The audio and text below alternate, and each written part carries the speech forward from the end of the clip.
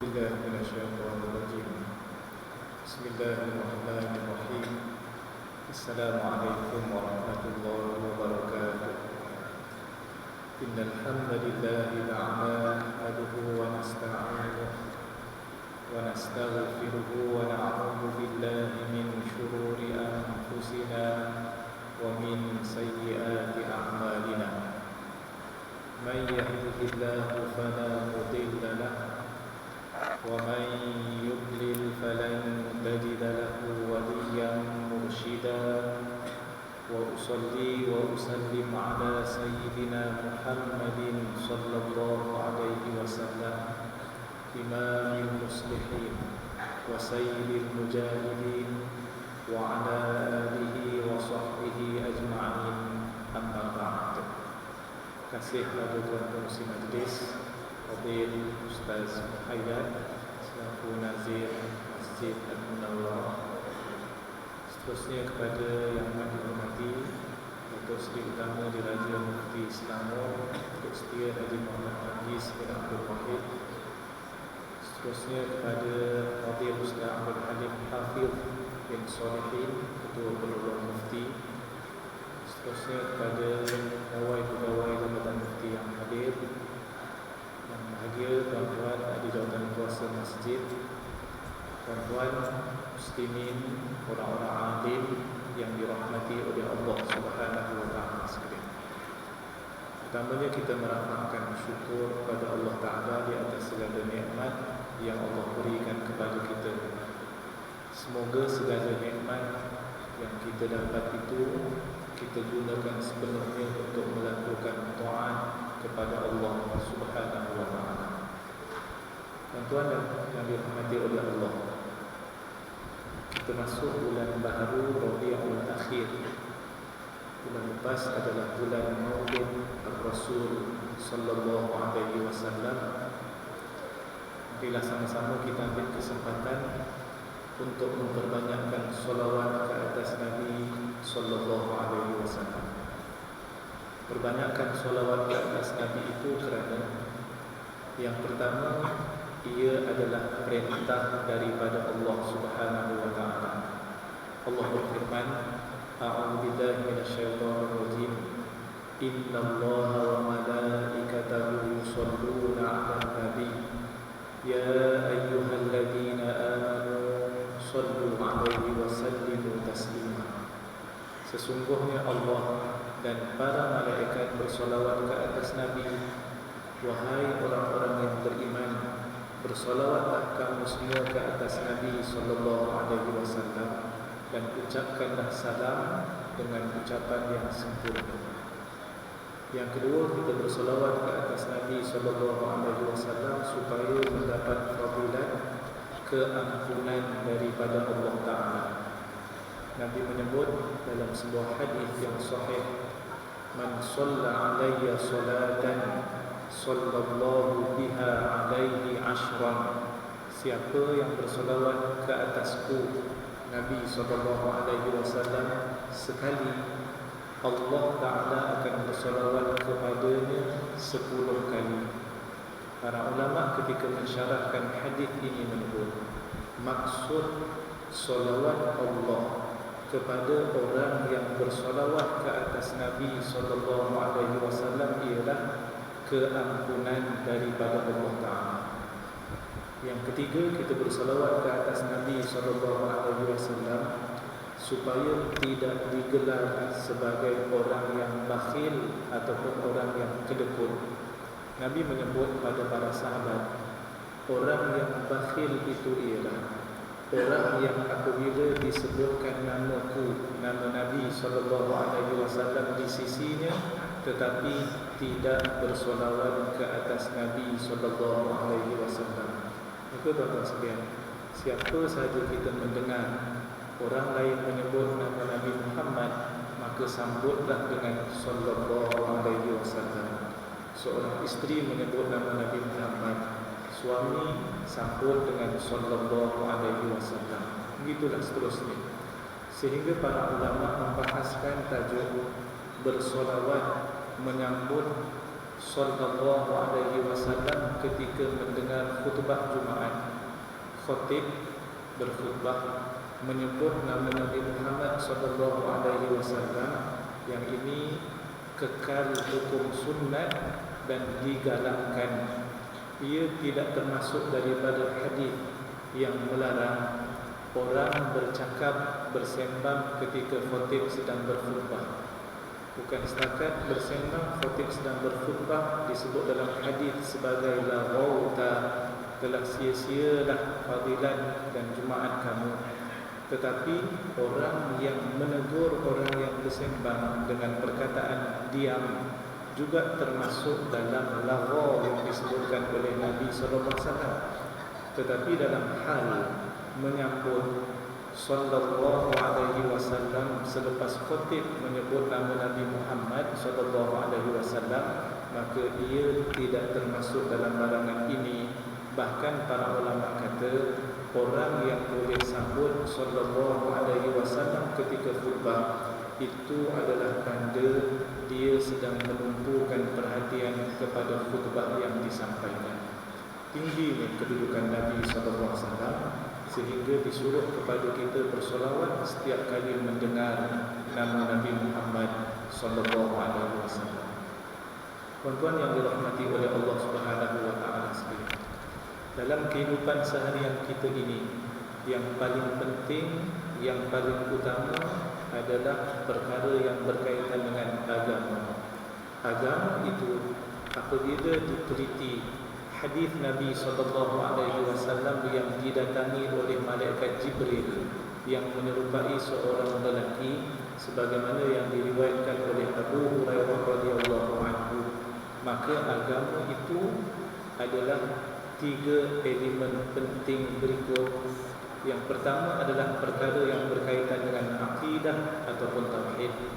Yang kedua perkara yang berkaitan dengan syariah ataupun fiqh ataupun muamalat, dan yang ataupun ibadat juga. Dan yang ketiga adalah perkara yang berkaitan dengan akhlak ataupun tasawuf. Tuan-tuan dan puan-puan sekalian, 3 elemen ini adalah agama. Sebab di akhir hadis selepas Jibril tanya Nabi SAW, Nabi jawab. Tanya iman, Nabi jawab. Tanya tentang Islam, Nabi jawab. Tanya tentang ihsan, Nabi jawab. Tanya tentang bilakah kiamat, Nabi pulangkan jawapan kepada malaikat. Ditanya tentang tanda-tanda kiamat, Nabi jawab. Di akhir selepas Jibril balik, para sahabat bertanya, Nabi SAW bertanya kepada para sahabat, adakah kamu kenal siapakah lelaki yang datang itu? Lalu Umar berkata, kami jawab kepada Nabi SAW, Allah wa rasuluhu a'lam, Allah dan Rasulnya yang maha mengetahui. Lalu Nabi pun berkata kepada para sahabat, innahu Jibril, dia adalah Jibril, atakum yu'allimukum dinakum, wa fi riwayah atakum yu'allimukum amra dinikum. Dia adalah Jibril, malaikat Jibril, datang kepada kamu untuk mengajarkan kepada kamu agama kamu, datang kepada kamu untuk mengajarkan kamu urusan agama kamu. Semuanya itu disebut sebagai agama. Maka tuan-tuan sekalian, agama inilah agama Islam yang di dalamnya ada perkara yang berkaitan dengan akidah, ada perkara yang berkaitan dengan syariah, dan ada perkara yang berkaitan dengan akhlak. Daripada 3 elemen ini, yang paling utama adalah akidahnya, iaitu akidah kita mesti sahihah berdasarkan kepada akidah ahli sunnah wal jamaah. Tuan-tuan dan puan-puan sekalian, kepentingan akidah, keyakinan kepada Allah Subhanahu wa taala, betul akidahnya sebagaimana yang telah diajarkan oleh Nabi sallallahu alaihi wasallam, kerana Nabi telah membawa dan memimpin kita supaya beriman, menyembah Allah dan mengikut segala perintahnya. Kerana tugas Nabi itu sebagaimana yang Allah Subhanahu wa taala sebut dalam surah Al-Ahzab. Allah berfirman, ya ayyuhan nabi Inna arsalnaka syahidan wa mubasysyiran wa nadhira wa da'iyan ila Allah bi'idnihi wa sirajan munira. Wahai Nabi, sesungguhnya kami utuskan engkau sebagai saksi. Yang kedua, wa mubasysyiran, sebagai pembawa berita gembira, wa nadhira, yang ketiga sebagai pemberi peringatan, yang keempat wa da'iyan ila Allah bi'idnih, dan sebagai pendakwah yang mengajak manusia kepada Allah dengan izin Allah Subhanahu wa taala, dan yang kelima wasirajan munira. Begitu Nabi SAW membawa dan memimpin manusia supaya benar akidahnya. Tidak ada yang berkaitan dengan syirik, tidak ada yang berkaitan dengan khurafat, tidak ada yang berkaitan dengan menyekutukan Allah. Semuanya telah dibetulkan, dan orang mukmin dan orang muslim itu adalah akidahnya akidah yang sahih. Cuma tuan-tuan sekalian, sedikit membimbangkan kita apabila kita melihat data yang berada di Jabatan Mufti Negeri Selangor, terdapat sebanyak 42 ajaran yang telah difatwakan sesat dan menyeleweng sehingga bulan Mac tahun 2017. 42 semua. Maknanya akidah yang sebahagian daripada mereka anuti dan pegang adalah akidah yang tidak tepat, akidah yang tidak sahihah. Kesan daripada akidah yang tidak sahihah, tuan-tuan sekalian, segala amalannya akan tidak diterima oleh Allah Subhanahu wa taala. Maka sebab itu yang ini kena jaga betul-betul, dan tuan-tuan sekalian, pengajian yang berkaitan dengan akidah dan juga tauhid ini perlu betul-betul diperkasakan supaya kita dapat maklumat yang betul dan yang tepat berkaitan dengan akidah ahli sunnah wal jamaah, khususnya iaitulah al-Asy'ariyah yang dipelopori oleh Imam Abdul Hasan al-Asy'ari yang meninggal pada tahun 324 Hijrah. Begitu juga dengan al-Maturidiyah yang dipelopori oleh Abu Mansur al-Maturidi yang meninggal pada tahun 333 Hijrah. Selepas daripada itu, perkara yang berkaitan dengan syariah. Syariah itu terlalu luas. Ada yang berkaitan dengan ibadah, ada yang berkaitan dengan sebelumnya taharah, ada perkara yang berkaitan dengan ibadah ni pula bahagiannya banyak. Ada solat, ada haji, ada puasa, ada zakat. Selepas itu ada tajuk-tajuk berkaitan dengan muamalat, jual beli, sewa menyewa, berkaitan dengan riba ataupun tidak ada riba, transaksi harian kita bagaimana jual belinya. Selepas daripada itu ada tajuk yang berkaitan dengan jinayah. Ada yang disebut kesalahan-kesalahan jinayah, maksiat yang Allah peruntukkan padanya undang-undang yang khusus. Ada yang dipanggil qisas, ada yang dipanggil hudud, dan ada yang dipanggil ta'zir. Dan biasanya dalam kitab-kitab fiqh mazhab Asy-Syafi'i, tajuk yang terakhir adalah berkaitan dengan al-imamah al-uzma, iaitu kepimpinan negara. Ini perkara berkaitan dengan syariah yang setiap daripada kita wajib untuk mempelajari ilmu berkaitan dengan syariah, kerana setiap hari kita solat, kerana setiap hari kita melakukan ibadah. Kalau solat, kemudian ada zakat, setahun kita akan puasa, setahun sekali kita akan puasa pada bulan Ramadan, kemudian ada kefarduan haji. Semua ini tuan-tuan sekalian adalah tanda kita beriman kepada Allah, iaitulah level yang berikutnya, mengikut segala yang disuruh oleh Allah Ta'ala. Di dalam ajaran yang saya sebutkan tadi, yang sebahagiannya telah difatwakan sesat dan menyeleweng, selain daripada isu akidah, sebahagian mereka tersilap di dalam pengamalan perkara yang berkaitan dengan syariah. Ada yang tidak mahu solat, ada yang tidak mahu solat Jumaat, dan pelbagai lagi perkara-perkara lain yang tuan-tuan sekalian menjadi kewajipan kepada kita ilmu yang berkaitan dengan fardu ain. Kerana ada hadis Nabi SAW yang menyebut suruhan untuk belajar dan suruhan untuk mengajar. Di antara ilmu-ilmu itu antaranya ialah Al-Quran. Dalam hadis Nabi SAW, khairukum man ta'allama al-Qur'ana wa 'allamah. Sebaik-baik kamu adalah orang yang belajar Al-Quran dan dia mengajarkan Al-Quran kepada orang lain. Ada hadis yang lain pula menyebut ta'allamul fara'idha wa 'allimuhan nas. Pelajarilah ilmu-ilmu yang berkaitan dengan kefarduan-kefarduan, kemudian ajarkan perkara itu kepada orang lain. Maknanya ada suruhan daripada Nabi sallallahu alaihi wasallam. Kemudian yang ketiga, elemen yang ketiga adalah akhlak. Ini adalah pelengkap sebagai seorang mukmin selepas akidahnya betul, syariatnya betul, maka dia akan menjadi mukmin yang berakhlak dengan akhlak yang mulia. Tuan-tuan sekalian, dalam kehidupan kita ini tak akan terlepas daripada hukum taklifi yang berkaitan dengan dosa dan pahala. Ada orang yang selepas akidahnya betul, melakukan segala yang disuruh oleh Allah Ta'ala, tapi pada masa yang sama dia tidak berakhlak dengan akhlak yang betul, bahkan telah melakukan kesalahan, melakukan kesilapan, melakukan yang dipanggil kesilapan sesama manusia. Ada satu hadis tuan-tuan sekalian yang Nabi berikan peringatan kepada kita, iaitulah ketika Nabi beritahu kepada para sahabat, adakah kamu tahu siapakah orang muflis? Para sahabat kata, muflis di sisi kami ialah man la dirhamalah, iaitu orang yang tidak mempunyai dirham, tidak ada duit. Dalam konteks moden hari ini, muflis orang yang hutangnya lebih banyak daripada hartanya.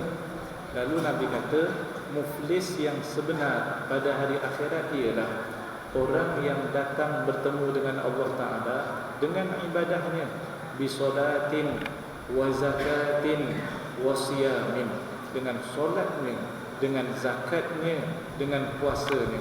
Tapi pada masa yang sama dia juga bawa sekali bersama dengannya dosa sesama manusia.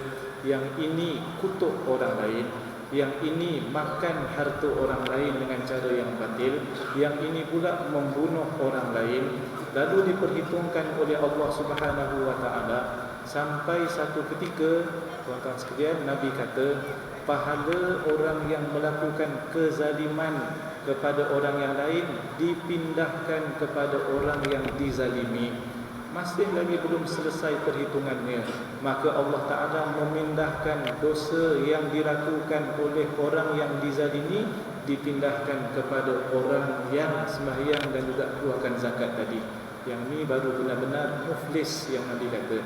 Sebab itulah akidahnya sahihah, syariatnya kita jaga, ibadah, akhlak juga kita jaga, tuan-tuan sekalian, ni supaya kita menjadi mukmin yang sebenar. Yang terakhir, tuan-tuan sekalian, kita sama-sama panjatkan doa kepada Allah Subhanahu wa Ta'ala, khususnya isu yang berkaitan dengan Baitul Maqdis, tuan-tuan sekalian, supaya Allah terus pelihara, jaga melalui sebab daripada kita, sama ada doa ataupun apa-apa bantuan daripada tuan-tuan sekalian. Paling ringan berdoa kepada Allah Ta'ala. Tuan-tuan sekalian, ada hadis yang sahih yang menyebut di situlah nanti akhirnya orang-orang Yahudi akan dibunuh oleh orang-orang Islam, kerana Nabi telah mengandaikan dengan hadis yang sahih, bukan mengandaikan, menyebut satu berita orang-orang Yahudi nanti akan menyuruh dikejar oleh orang-orang Islam di belakang pokok, di belakang batu. Tetapi batu dan pokok berkata, orang-orang Islam yang lalu di hadapan mereka dipanggil, ya Abdullah, wahai hamba Allah, ta'ala, datanglah ke sini, hadzal yahudi warai, di belakang aku ini ada orang Yahudi, uqtulhu, dan bunuhlah dia. Sampai begitu keadaannya, maka Baitul Maqdis bukan isu orang Palestin, tetapi ia adalah isu umat Islam seluruhnya. Mudah-mudahan terus dipelihara oleh Allah dan kita terus panjatkan doa untuk keselamatan kiblat pertama umat Islam. Saya rasa cukup sekadar itu pada tengah hari ini. Yang baik datang daripada Allah Ta'ala. yang kurang daripada saya. Aqulu qawli hadza astaghfirullahal azim li wa lakum. Assalamualaikum warahmatullahi wabarakatuh.